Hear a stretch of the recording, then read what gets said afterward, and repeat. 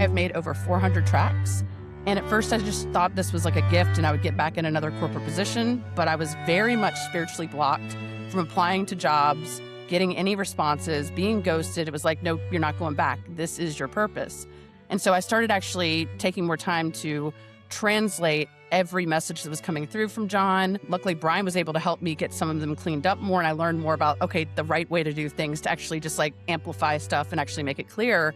But I was getting all these messages from him and this female ethereal being, which this was wild to me again. I'm like, okay, I sound crazy to the people who've known me in my past life.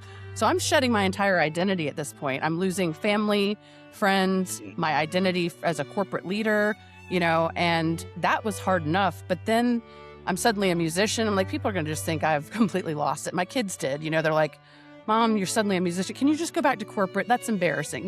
This is the kind of stuff I'm going through. I'm like, trust me, if I could, I would. Hello, my dear friends. I'm Donald Lee, and this is Expressing and Revealing Your Truth with Donald Lee. It's a podcast where I help you understand the truth about who you really are and how you can express and reveal that truth in the world. To do that, I interview people who have had transformational spiritual experiences, the kind of experiences that many of us wish we had but never do. Yet by learning from my guests' experiences and the wisdom they've gained from those experiences, all of us can glimpse a bigger picture of who we really are and how we can live our lives more fully, more peacefully, more lovingly. Be sure to download my free mini ebook containing 5 of the 50 parables from my popular book, The Band Director's Lessons About Life.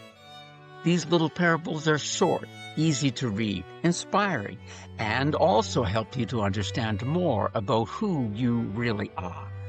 There is a link in the show notes to get your free ebook. In this episode, I interview Marcy Dean.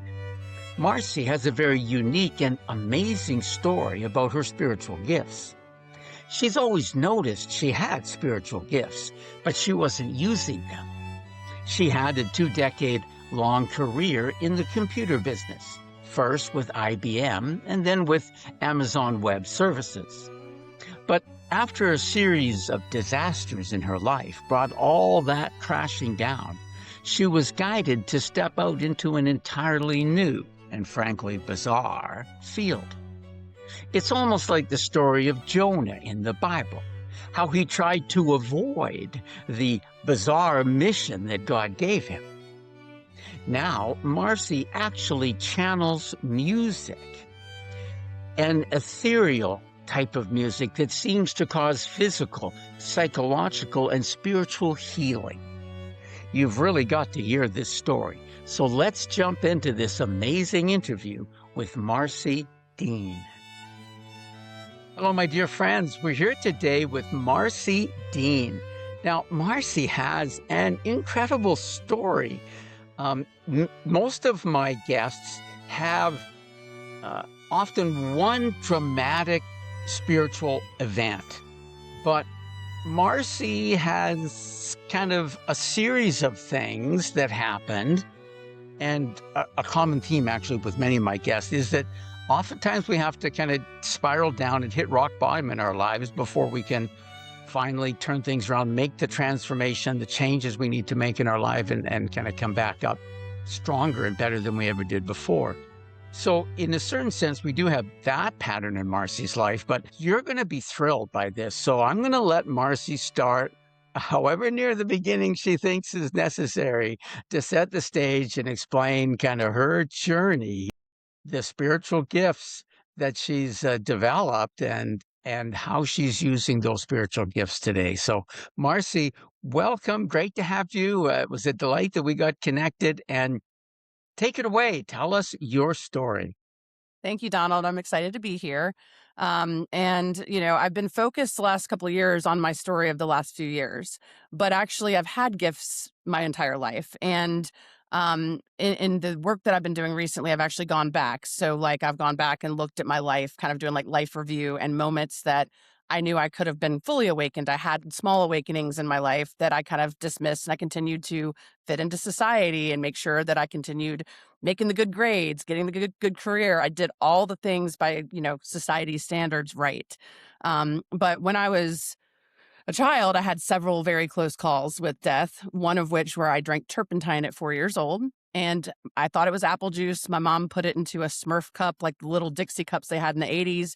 And that's what I drank my apple juice out of. So I ran by, swigged it before it was too late. My parents grabbed me, but I had an out of body experience. And I haven't shared this with a lot of people because it's one of those things that took me a while to go back and do. But I remember like floating and seeing my dad holding me under his arms, trying to give me milk as they were calling 911. And so I had several of these things like that, just back to back to back. And I always called myself an empath, and that was like the safe word for it. I didn't explore a lot of the woo woo spiritual territory. I ended up kind of finding God. I always felt like I had this relationship with God, Jesus, and um, I actually chose to get baptized. I got my parents to go to church. I was interested because all of my friends were going in fourth or fifth grade when I hadn't gone before that. I knew my mom had these kind of gifts, just she psychically knew things, but we didn't talk about it from that level. And I wasn't around a lot of people who were practicing spirituality as much. And as you know, I think if you go into like the Christianity, some of the things that come with new age territory is deemed bad or, whatever. So I veered away from some of that and just kept these gifts. But what actually ended up happening is as I climbed the ladder, at corporate America, 18 years IBM, and then 2 years AWS. I had multiple big companies fighting for me during COVID when they opened things up. But I was bold enough to finally leave IBM, not because it was bad, but because I had other opportunities after 18 years of being there. I then left a 17-year relationship, my marriage. And so a lot of stuff started to change. And I met a once in a lifetime soulmate. And it was unlike anything I could have ever expected. I had gone out to meet some friends that night, and then they were going home. And I was like, this is the first time I'm kind of out. I'm trying to rediscover myself, who I am as a mom without the husband, and getting back to some of my more creative talents because I was an artist. I was in user experience design, loved music, but my parents kind of tried to get me to play instruments. And I was like, no, I don't want to learn sheet music. And so I pushed that side away, but I was always creative. So I'm still trying to kind of explore my creativity and get back into painting and drawing. But this night I'm just like, I just didn't want to go home. So I stopped off at a local ale house by us and I was like, I'm just going to grab a drink. I don't go out by myself either. Like I know everyone in Raleigh. I don't want to be seen by myself. But it was before Thanksgiving, pretty dead. And I locked eyes with this guy and I felt this energy across the room and I felt like directed to go straight towards him, but I sat a seat over. And then he looked at me and immediately like kind of laughed and was like, you can move over if you want. I don't even know. We started talking about music immediately, which is our big combinational, like all these things that we have in common. But that was the thing where we were naming bands that we hadn't listened to in 15, 20 years since we'd both been married. And we were holding hands within a few minutes. And I felt like this is somebody who I was rekindling with, like a long lost love. And at the same time, I had that excitement of the newness. And we were like basically in a relationship from day one. What got weirder though is that I started having more of these premonitions and things coming on related to him because we could almost speak to each other telepathically. Like we would just look in each other's eyes, know what we're talking about. And I was looking at him one day and I heard, this is real, enjoy it, but he's going to pass. And my brain was like, I hope this is just fear because I've been I haven't had a good relationship like this empath to empath connection. But when I finally told him this, he was like, yeah, I've had the same feeling for some reason. And he's like, before I met you, I was just like praying, like, what is this feeling I have? So we treated every day like it was its last. And at the same time, I was trying to hope I could stop death. So I was having his health checked out, every single thing I could think of. And so we took care of it. He had some dental problems. No problem. We got that fixed. He snored, just these little things. But overall, he was healthy. He was a little younger than me, even. So it did not make sense. But as the time went on, we were only together 6.5, just under 7 months when Father's Day was coming up and he had just moved into my house.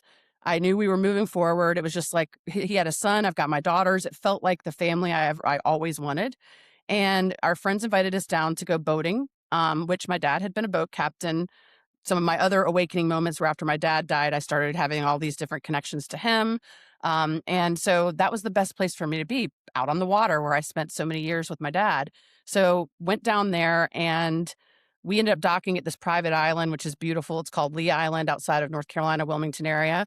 And we spent most of the morning on the sound side, but there's an open beach side too.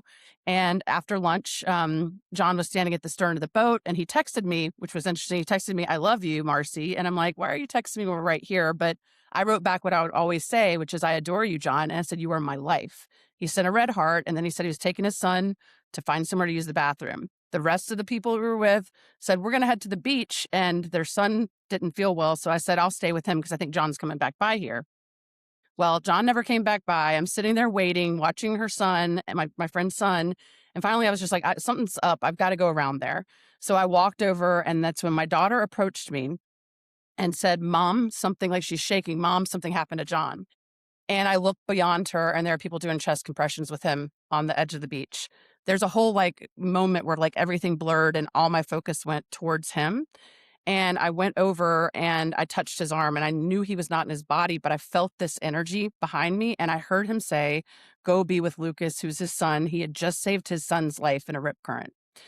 He somehow was able to stay upright in this rip current, holding on to his son and letting his son hold on to him until people got in and helped rescue him. And then John went under.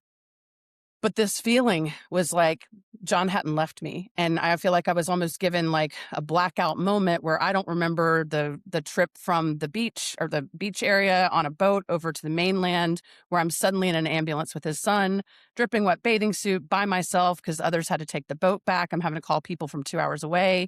It was just a very traumatic experience. I'm focused on obviously his son at this point, and that was my only focus. But I had all these things flooding through me, and I didn't feel like John had left me.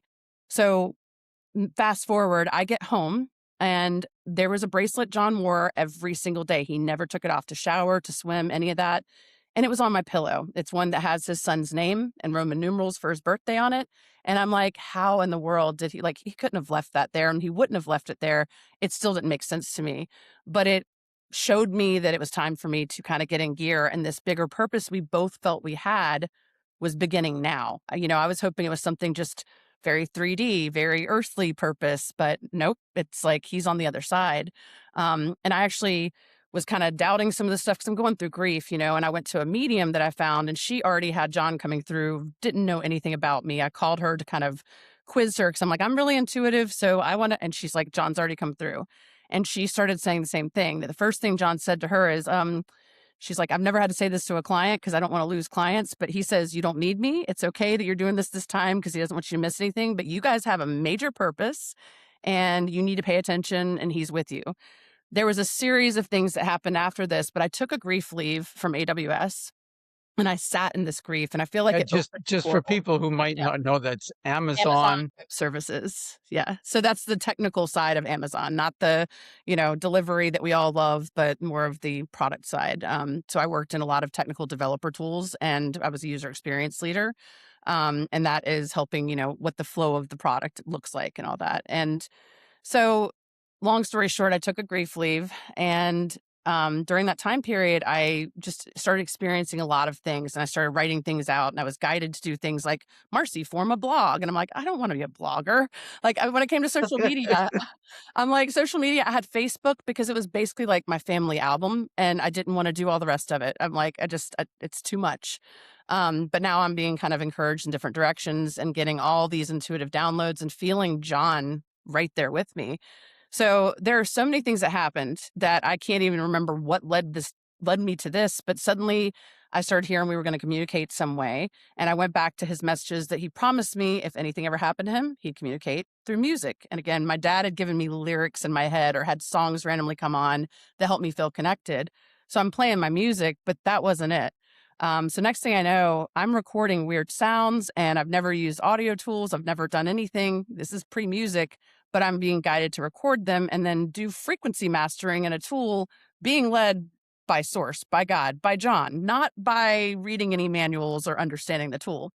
And so wildly, I ended up discovering one day when I was on a Zoom call, I heard like someone was playing music in the background, like light music. I had my computer, like two computers, and there's sometimes latency and background removal tools that are on. And all of a sudden, I heard clear as day, not sure which part of this caused it, but John say, "Marcy." And I'm sitting there like, That's so clear. That's his voice. That's You're looking around. Who said that? Where is he? right. I'm like tripping out a little bit for a minute, but I love this man. I knew that we had this purpose. So I went down rabbit holes of just really tapping in, trusting this mediumship ability that I have and not feeling like it's something taboo or bad for once. Like it's like, this is actually a huge part of who I am. And now I've, of course, learned so much more and accepting all this and understanding it. My perspective has completely changed. But at that point, I still was a little bit scared. I'm like, I'm not going to be a ghost hunter here, but like, I knew we were going to find some way to connect. And so I couldn't even tell you half the stuff that I did because I would go into like channeled states of just listening and flow states where I'd have one thing I'm doing. It's almost like I developed a healthy ADHD where just by following the flow, I'd jump from one thing to the next, but somehow they'd all come together. So anyway, I found this discovery. And then I also met this wonderful man, Brian, who came to help me fix with like the electrical work that John was going to help me with, just things around the house that he had left undone. And he was one of the only people who understood what I was like experiencing or going through.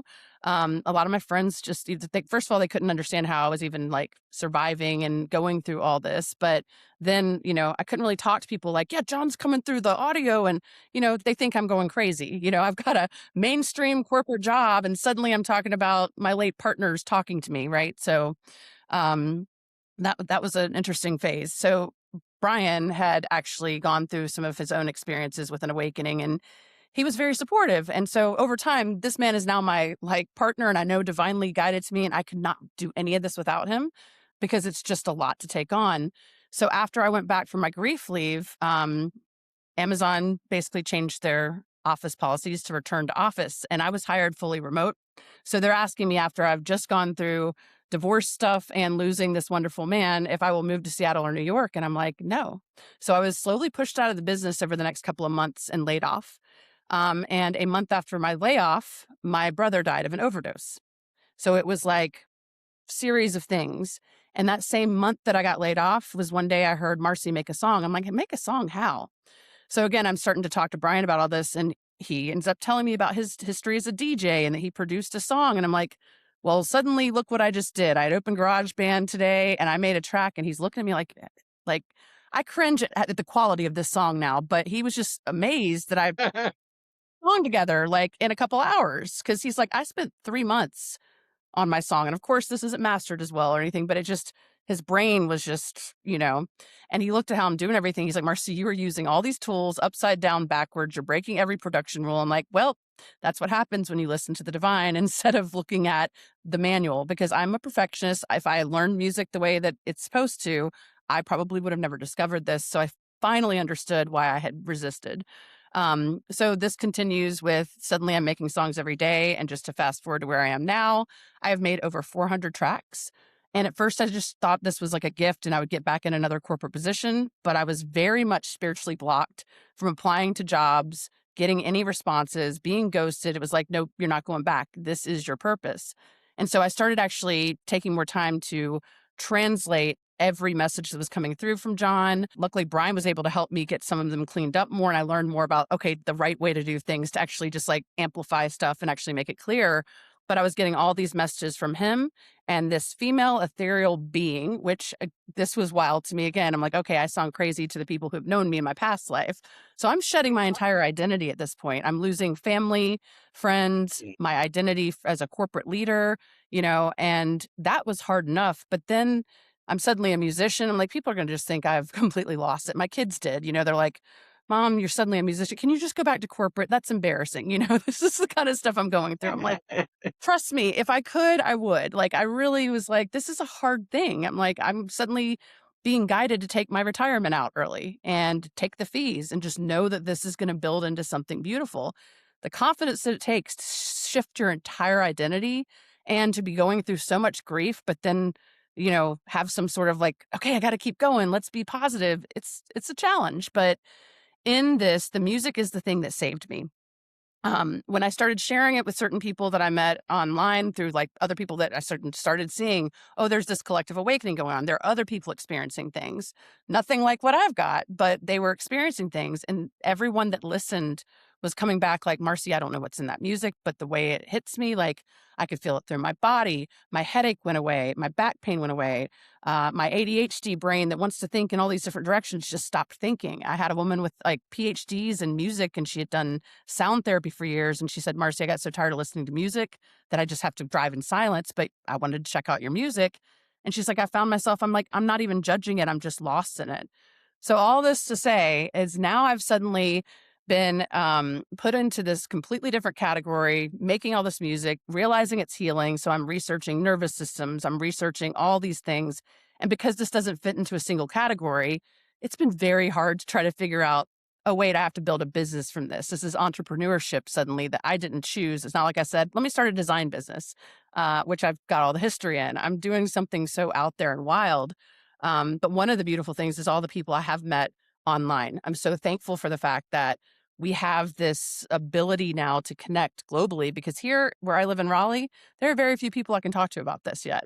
Eventually, I know that they'll be coming around when they see how big it is. But right now, it's still just like, what is she doing? So long story short, it has been the thing that has given me complete hope, but I have had to get up every day, go through the roller coaster, learn how to live on way less money than I was used to, and just keep saying yes and keep trusting. And some days are harder than others, but I've got John, who is somebody I trust, absolutely coming through, his personality, all of that, and it's woven into the music. And so the way that I do this now isn't just from random sounds, it's literally layering different instrumental pieces together, and it's not any voices, no vocals, but guitars, bass, drums, and they use that music after I do frequency manipulation to come back, and the beats basically pace their talking, and so it's very fast paced sometimes. And the other instruments help them create their vocal tones, because obviously there's no vocal cords beyond here.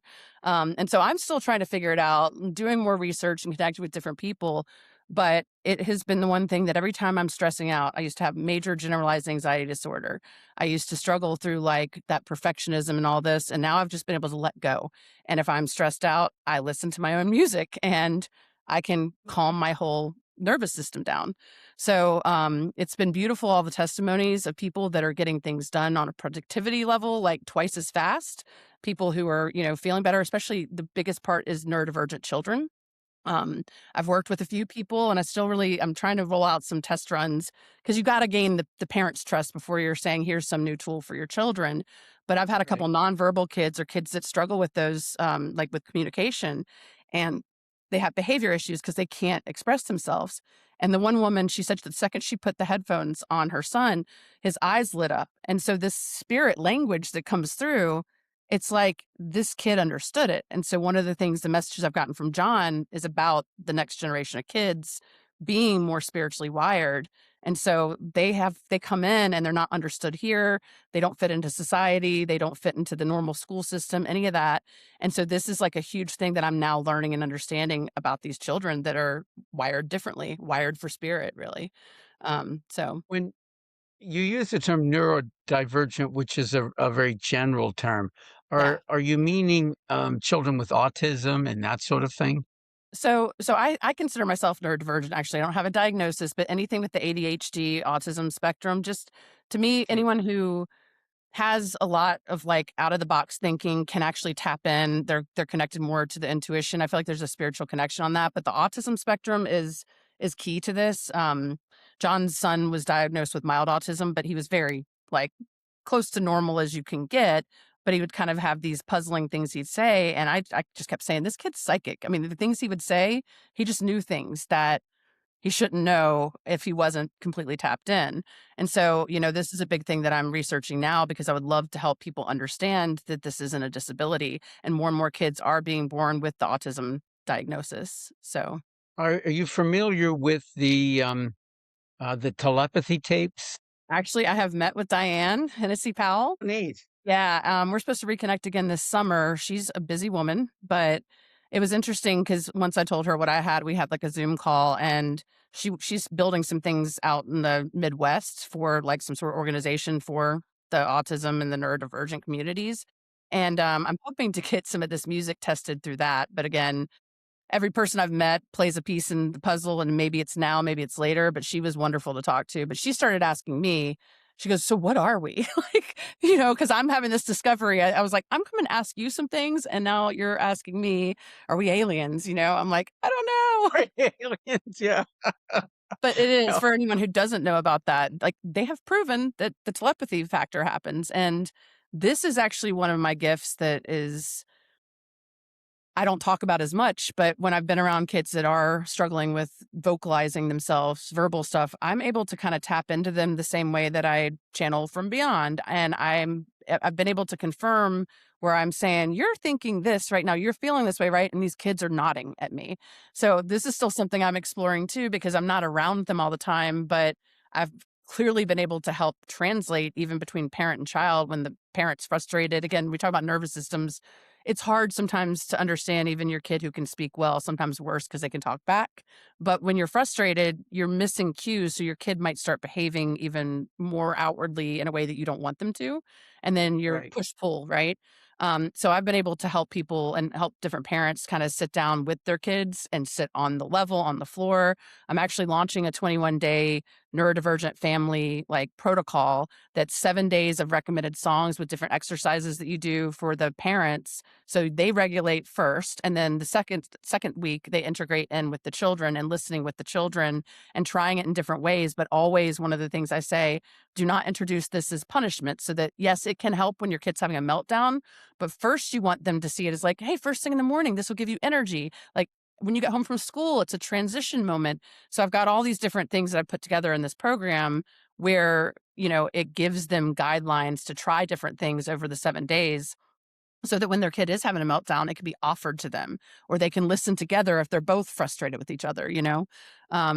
Because I mean, I And know as being a and parent, maybe there's a lot of married couples maybe. We get frustrated with each other, right? just put the headphones on and don't talk for a little while. See how you do. You take a time out. I mean, I've done this with my partner now too, Brian, where I'm like, let's just take a time out, headphones on, not talking, and then come back around. We could all be better at that. When we're revved up and someone says something to get us going, no matter who it is, you're just ready to go. And it's like, no, no, that's not true. But now I'm like, no, just put the headphones on. Let's just pause and we'll come back. And it works. It does. So it's been a wild journey and, it keeps going. Like every day I'm trying my best to just be in the now. And this whole journey is a roller coaster for anyone going through any level of it. The more you can be present and just kind of not needing to know all the answers, the more they will come to you. I've gone down some days where I'm stressing and I end up working 10 hours and haven't accomplished anything because I'm trying to force something. And then other days when I've actually sat back, which is hard, I do no tech days like once in a while where just everything's off except radio. Like I'll listen to the radio, but that's it, and I'll have all this information just come to me. And I'm like, oh, now I can go do that in 15 minutes tomorrow instead of another 12-hour day. So that's one of the things I've learned that I would love for people to understand is how much being still like is needed. Rest is actually needed. And rest doesn't mean go to sleep and sleep your life away, but just sitting in a still place. And I don't even mean necessarily meditation because I know I struggled when people would always suggest, hey, Marcy, have you tried meditation? I'm like, no, I'll pray. And I even like when I would pray, I'd get lost. I would start thinking about something else. I'm like, oh gosh, I'm sorry. Yeah, Where was I about that? So yeah, this music helps put you in a meditative state, even though it's not like spa meditation music. It's genre bending. It's like upbeat. And I can't predict what style, any of my music's going to be. And there's a variety. There's something for everyone with all of this. But even the more fast paced things, because the spirit language is coming through, it's like this unintelligible language. And if you read about any of this, even if I just put together something where somebody's just babbling, it makes you feel like somebody's there. And it's layered in a way that you can kind of feel it taps into your intuition. So instead of just listening for specific words, you just start having your intuition amplify. So it right. activates certain things and it crosses out all those things you want to start thinking about because you're kind of trying to listen and hear what's being said. So it does this kind of magical number that helps especially overactive brains calm down. Just a little break from the program to mention a couple of things. Firstly, if you're enjoying this podcast, please like and subscribe. It really helps the algorithm to find more people who would enjoy these interviews. Also, if you're interested in spiritual growth, you might be interested in my series of spiritual books. As a spiritual author and a former band director, I use my little the band director trademark in these books because I use music as a metaphor for life and the journey of becoming a musician as a metaphor for our spiritual journey. There are 3 books in the series. The Band Director's Lessons About Life is a book of modern-day parables inspired by events from my teaching career. When you're working with kids, little things naturally come up that we sometimes call teachable moments. Little events when you realize there's a bigger lesson happening right now than the alternate F-sharp fingering on the clarinet that I was trying to teach. I started writing some of these little stories down and turning them into modern-day parables. So, the Band Director's Lessons About Life has 50 little parables. It's a bit like a Chicken Soup for the Soul book. Each parable is about 3 pages long. Each begins with a story that happened in school. And then there's a reflection section that draws a spiritual lesson out of the events of the story. That is, it explains the spiritual metaphor. The Band Director's Lessons About Life is easy to read, makes a great gift, and expresses many universal spiritual principles in an easy-to-understand way. If you want to go deeper in your spiritual growth, I've also published a study guide to accompany the Book of Parables. It turns the Band Director's Lessons About Life into a year-long course in spiritual development. You will spend a week on each of the 50 parables. There is a deeper teaching about the meaning of each parable, reflection and discussion questions, especially helpful if you would like to use the study guide in a group setting, and a different meditation for each lesson. The 3rd book in the series is a little book titled The Band Director's Pocket Guide to Spiritual Growth. This little book explains a simple 3-step process to putting your spiritual growth into high gear. You can learn more about all of these 3 books and my other books at my website, www.cominghomespirit.com. Because, after all of us are on a spiritual journey back home to God. So that's cominghomespirit.com. You can also go directly to my Shopify page at cominghomespirit.myshopify.com, where you can purchase my books directly from me. I can deliver ebooks and audiobooks anywhere in the world, but at the moment I can only ship paperback books within the continental United States. So if you live in other countries, you will need to purchase my books through Amazon in your own country. If you're enjoying this podcast, I really think you'll enjoy my Band Director series of books as well. Now, back to the program. I'm curious about the process, and I'm sure our listeners are as well. So,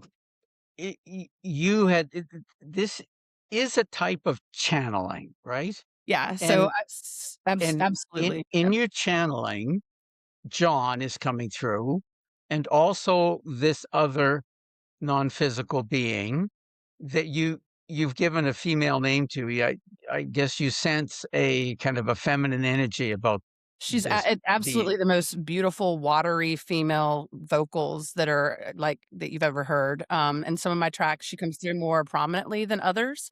Um, So and she's basically singing, is that right? singing alongside with John. So we've got the male and the female energy, and so this divine feminine masculine. And so it's been interesting because he registers at a G and she's at a C primarily. Which again, if you look into music and how most of the most popular stuff are produced, you hit those two. But it's kind of this male female balance. I call her Vanessa. One day I thought they said so. I'm trying to translate these messages. I thought they said NASA. My friend thought they said Vanessa. So I just started saying Vanessa, and then I went down a rabbit hole and was like, wonder if she's somebody who like, also passed away, and maybe I could find her family and let them know. No. And John basically one day I got back the audio and he said, Marcy, Vanessa never lived on Earth. And he said Van Allen belts. And they started going, like she didn't have a name before, but she goes by Vanessa now because I kept saying it, and they'll mention her as Vanessa, but I spell it VA and then NASA. And if anyone doesn't know about the Van Allen belts, I had no idea what he was talking about. I was like, "What is a Van Allen belt?" Like, this is not my territory. And so I started looking it up, and they've actually found like the ability to get a signal and sound from the Van Allen belts. And they've got recordings that sound kind of like underwater whales. So what's interesting is the spirit vocals that come back, and especially hers, they sound like they're kind of underwater. So I'm still exploring something that there's no one out there to answer my questions yet because no one else has discovered what I have, which is wild. But yeah, there's something with sound and this force field around the earth. And, I'm still just trying to figure it out, and learning from the other side is very interesting because it goes and it counters so much of what I believed. Not only awakening to realize like how much of my life and the societal stuff is a lie, but also learning from spirit, even things that wonderful inventors have created. And they're like, this is how you do it. If you just keep doing it that way, we don't create anything new, right? And so this is where I'm like, I'm going in uncharted territory, and it can be very interesting and fun, but it also is like sometimes I want someone to validate me here. I'm like, can you validate what I'm doing? Because I want just to know that I'm not alone in it. And I'm like, nope, I'm here as a pioneer, and never would have consciously chosen that. I thought I had my life planned out. I was going to retire, and just enjoy the normal human experience, but that's Yeah. obviously not I what I think signed for. I think all of us who have kind of had our lives jerked around by spirit or by God, by whatever you want to call it, I think all of us have sort of just jettisoned the whole idea of retirement. Right, That just doesn't exist. You right, know, you're here on a mission, and you do that mission until you're not here anymore. right. There's no such thing as Yeah, retirement. yeah, yeah. I mean, You sit down at a pretty elaborate keyboard, right? Where you that's the at beauty of you this. use Simple. GarageBand, is that right? You're still That was using how GarageBand? that's how I started, and I'll tell you, if you were to see my setup here, I used to work with external keyboards, had, like, everything. I've got multiple monitors for my old job. I can do all of this with just my MacBook and just using the keyboard. Even I use the keyboard to play the synthesizer within a digital audio workstation, because my goal is also, and their goal is, that I can help teach kids very simply how to do intuitive flow, how to build their own tracks eventually, and not have parents go, "Oh, it's too expensive. We need fancy equipment." Even when I record my own voice, I don't use fancy microphones. I've got them, but I don't use them. I know how to shift frequencies and elevate things, but I'm just set up with my MacBook, and I've used a couple different tools, but I started in GarageBand because it's the only thing I knew. And so I've used a couple different things, but there's a program called Soundtrap that I'll do where I can simply build using existing loops and the synthesizer that's put in there. And Now, I will just flow. when you say keyboard, are you meaning the I typing mean, the keyboard?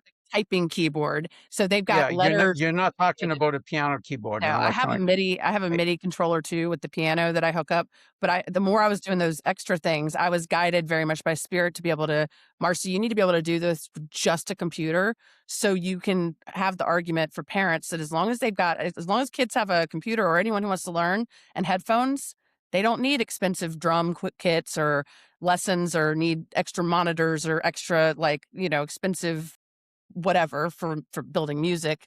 And that's hopefully the goal again, is try to start building these programs where I can teach kids to build their own music. And there's something beautiful in the building process. Now I also use my music to listen, but there's something about when you're actually constructing this and you just let yourself free flow. And so even with like a piano or keyboard, I just kind of hit the buttons a bit. I mean, I hit the keys a bit, and then some melody will just come through me, and I just follow it. And having no experience before, it just Okay. So flows. how do you get that from, I mean, I'm a musician and a former band director and all that kind of stuff. So how do you get from hearing music in your head to getting the computer to produce the sounds that you hear? So this is the interesting part, is that I open up the tool, and in any of these tools, there are loops, just something like a drum beat, or, a certain guitar riff, just simple loops. And what I actually do is I listen for something similar to what I'm feeling in the moment. And I just know when there's a sound. So I'll pull a drum beat and I might start with that. Then that puts the next level in. So it's almost like in layers, that I'll add a guitar, and then I'll suddenly have the song kind of coming through me. and I'll just keep building. It's just like it's layers of like one thing at a time of being in the now. It's not like an entire thing comes to me ahead of time. I sit down and I don't know what's going to come out, but I go in clear-minded and I select the first couple of like regulated loops or sounds, and then I just build on top of that. I also never sang before, and there's a big push from them about not being perfect with that and just kind of channel singing. That was a weird one for me at first, but as I've been building a song, I'm looping everything for so long because I'm continuing to listen to it for, a couple hours, and I will start to have just lyrics coming through my head. With that, I just hit record and this stuff comes out, and I might adjust the timing of it, but wherever it lands, if I do sing, whatever comes out of my mouth is straight up like from spirit. I have never written down lyrics or planned them out or any of that. It just comes through. So it's in the So, moment. so you said that John sings and Vanessa sings, and both of these are discarnate, right? They don't have physical bodies, which first of all is kind of, we think it's the vocal cords in our throat that allow us to speak and to sing. And hmm so if we don't have a body and no vocal cords, it's interesting that how can just souls or spirits, how can they sing and produce sound? That's pretty interesting on itself. But you're not recording them, are you? Like you're No, it's not a recording. That's what I'm saying. So what I'm doing is I'm building the instrumental layering. And I can even take just a guitar, and I've learned how to do certain things with basically the best way to describe it is the opposite of background removal when you are trying to get rid of sounds in the background. And we're talking here, we don't want the dogs, the kids, and all that to come through. This is like any sound that there is, the way things are produced, a lot of things are kind of zeroed out.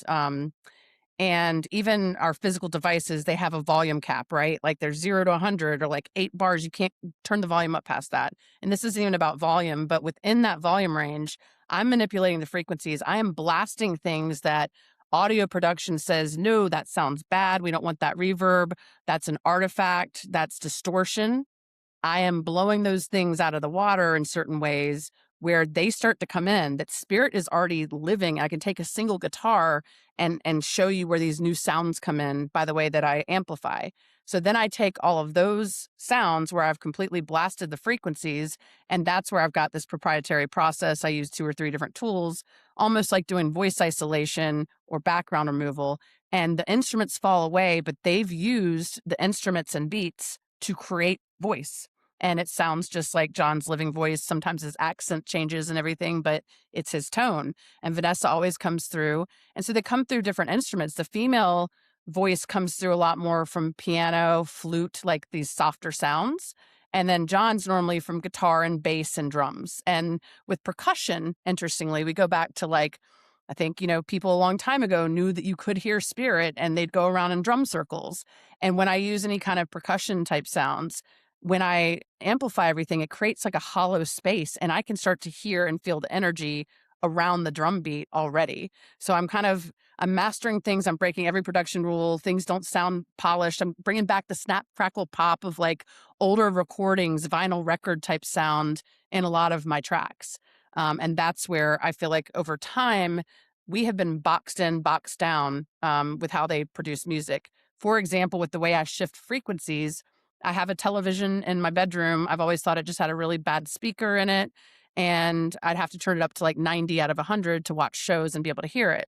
But I plugged in my song, like a song that I put on YouTube, and I put it into that TV. And at volume 11, I could hear the music great. Like it was actually good. I'm like, this speaker is actually not the problem. It's how they've actually made this device not go past a certain volume level. But when I've elevated these frequencies, it's like I'm shifting the volume control. And so we went to put a movie on later after doing that. I'm like, what's wrong? It's not muted. Oh, yeah. We have to turn it back up to 90 to hear the TV. So there's a whole lot with, the fact that people they used to know with like instrumental things, drum circles, all that, or people are out in nature where you can connect to spirit more and all the sounds of nature, the water running, all that. Like it's very different.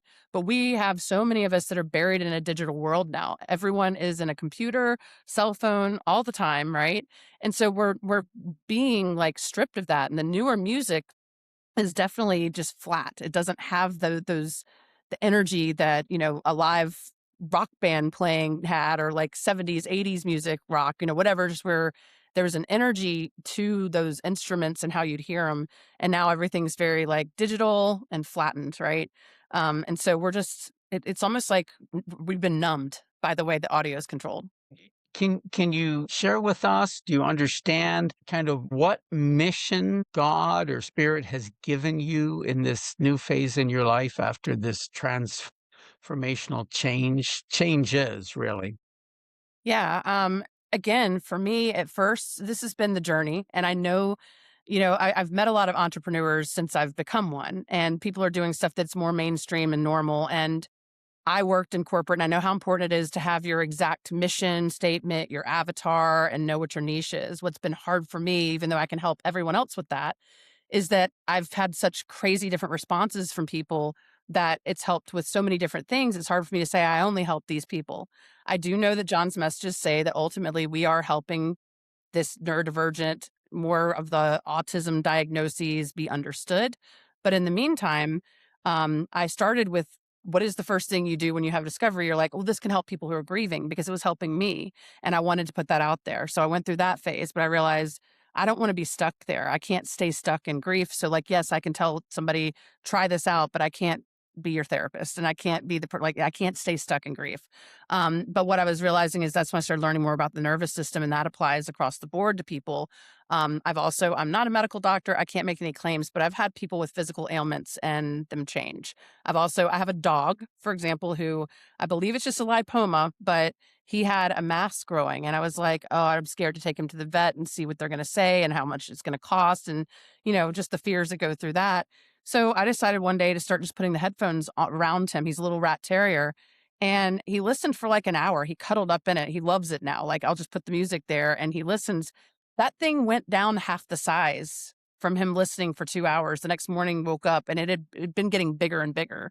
So it's just the fact that the sky's the limit right now on how many things this can help. I don't know. And I'm not going to claim that I'm, healing the world on levels that I can't claim yet. But I have seen things happen. I have had people with testimonies that you can't make it up, right? Like, there's no other rhyme or reason to why something like a tumor could shrink, something could like shift with migraines completely going away. So, right now my focus is again on helping people understand the nervous system, helping people regulate that and come to the world from a place that is regulated, right? And I've got so many different things that I can do in different paths that I actually created. I was guided to create chooseyourownhealingjourney.com. And with that, it's like, I don't say anything's one size fits all. For what I've got different pathways depending on what you come in. If you're grieving, or if you're a blocked creative, if you're an entrepreneur that doesn't know how to get your business off the ground, all of these are nervous system problems.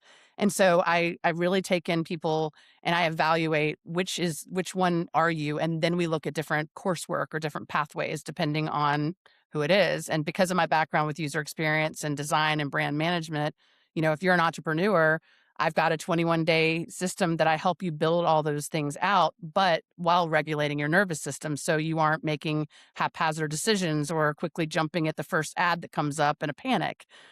So again, I really feel like this is my path, is that I'm actually supposed to look at things not being as cookie cutter and the power of sound and educate people and let them actually experience it.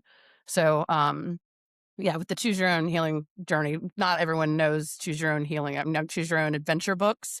But as a kid, I loved these books because you could read them and keep picking different things. You get to a page and it's like, would you like the character to do this or that? And Yeah. I feel like that's what life is here, and that there are so many divine pathways, and there's always, a new pathway if you go one way or another. Like, you're defining your life. And that's where I just, again, try to stay in the now and realize how every decision does really make a difference and where my path goes. Like a big part of the transformative change in your life has been from just sort of not exactly burying your spiritual gifts, but not applying them, right? Yeah, absolutely. And and when things kind of fell apart in your life and went from bad to worse, and then you were guided to start using and applying these spiritual gifts. Is there some general wisdom that you can offer our listeners in terms of, how this, because that's part of what my little podcast is about. How can all of us live our lives more happily, more successfully, more lovingly, all that kind of stuff, and to be more in tune with God, with our creator, with the creative force in the universe. Absolutely. I think about how I would always guide people with the creativity side because people would say, Marcy, you're so creative. Like you're painting and drawing. I'm not creative. I've had some people say I'm not creative, right? Again, creator, creative. I have taught people that that is something they can unlock. Again, wanting to help people with music or drawing, people who've never colored a picture. I have different things I work with them on to help them unlock that. And when people see that, then they realize again, people are like, "Oh, I'm not a medium. I don't have," and I'm like, "You're intuitively telling me things, but you're disclaiming what they are," which is what I used to do. I would know things, I would say them, but I was just like, "Oh yeah, I'm just an empath." There's like a dismissal of like, this is not my life's purpose. It's just a gift that I have every once in a while, you know? Um, the thing is when you open up to it, you can you're gonna go through pain. That's one thing I want people to understand. Healing journey does not people hear healing and they think healed.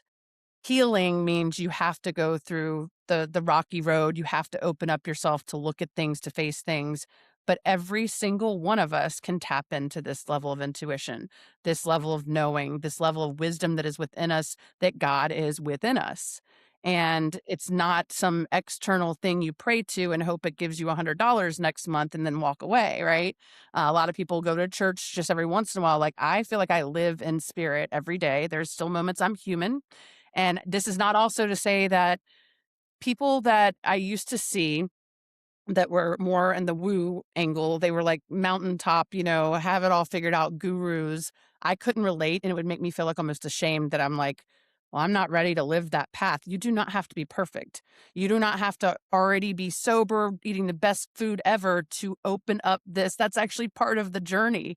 So, like, people that are waiting for perfection, that's the biggest thing I would say. Anyone who's waiting for perfection to then say, okay, God, I'm presenting myself for the mission, or okay, I'm ready to open up. That's absolutely never going to happen. That is like part of the journey. So just one of the cool things about this music is people who are kind of awakening to feeling like they might have a purpose, haven't figured it out, listening to the music and just journaling or doing some of the exercises that help activate and hemi sync your brain. Like, it really just things come to you. And I've taught people how to like do automatic handwriting, how to use your non-dominant hand while you're listening to the music. So you're activating things that haven't been active in a long time. It's not that it's not there. Some of it's dormant and some of it is hidden behind all the pain that we've gone through, right? Yeah. But Yeah, it's in and all most of us think we need to wait till we're ready, right? We're right. not ready yet. Never It gonna be reminds ready. me it reminds me of this beautiful old poem that describes this old couple walking down the aisle in church, she and her walker and he with his cane and hobbling down the aisle to get married. And the last couple lines are, "Here is that rare, most conservative pair who waited till they could afford it." Yeah. No, I mean, is and that not true and with we're everything in life? I love that. I love that. Yeah. And so many of us, we're waiting till we're ready. And you know what? We're going to die not being ready. We're going to Right. have to just, and it's a little bit like the old saying, right? Ready, shoot, aim. Right? Shoot, then aim. But once you shoot, then you figure out kind of, okay, that was to the left, Yeah. shoot a little bit more to the right. Okay, that's too high, shoot a little bit lower.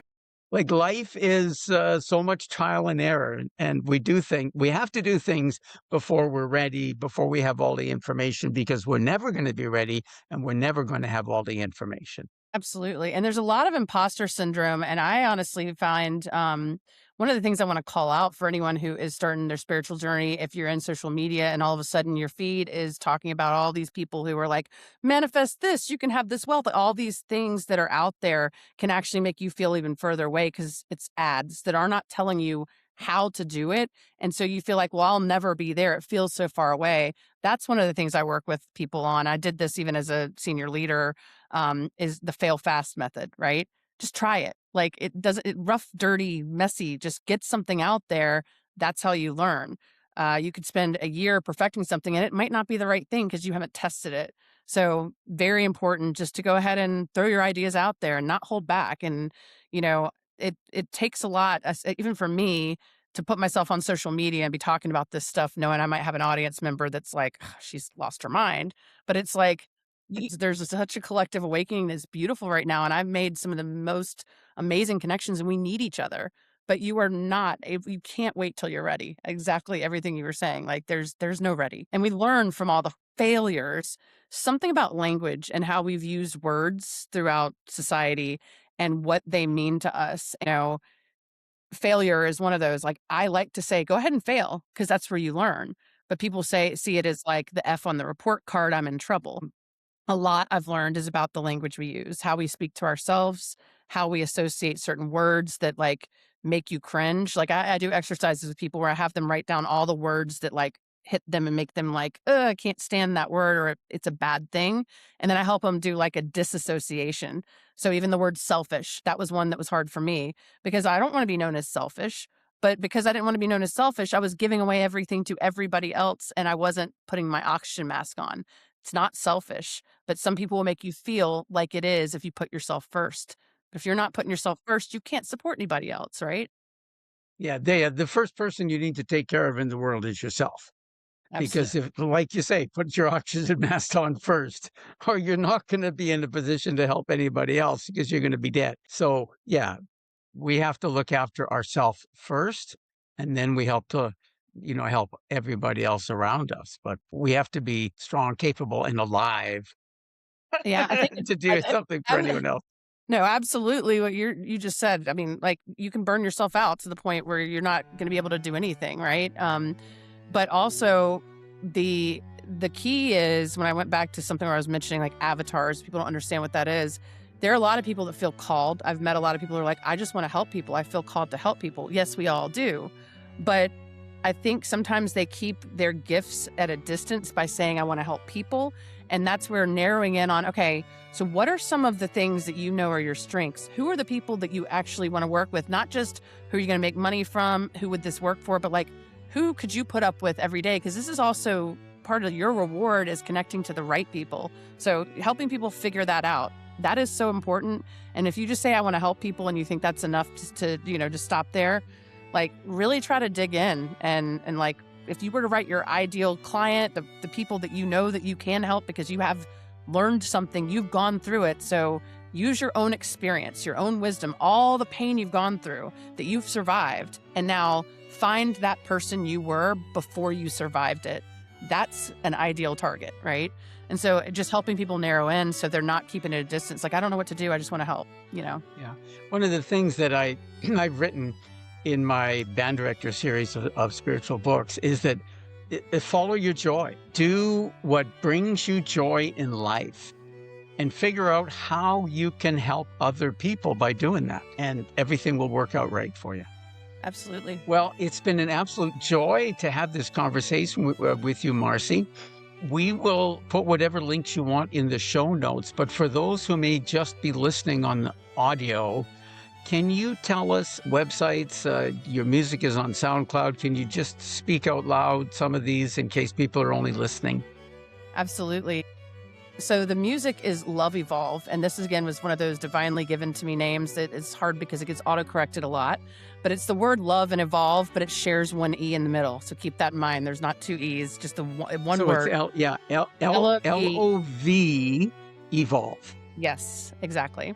Love Evolve Music. And then if you want to, my company is Electric Blue Communications, which was the first thing that came to me about just the spirit communication side of things. And so I have Electric Blue United, which is us bringing everyone together around this one united force. So just the words electricblueunited.com.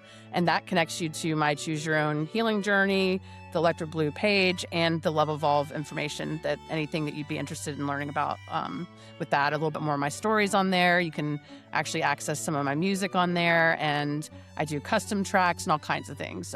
But I would love for you guys to take a look at it and feel free to reach out to me. There's a way to book a free call with me on there.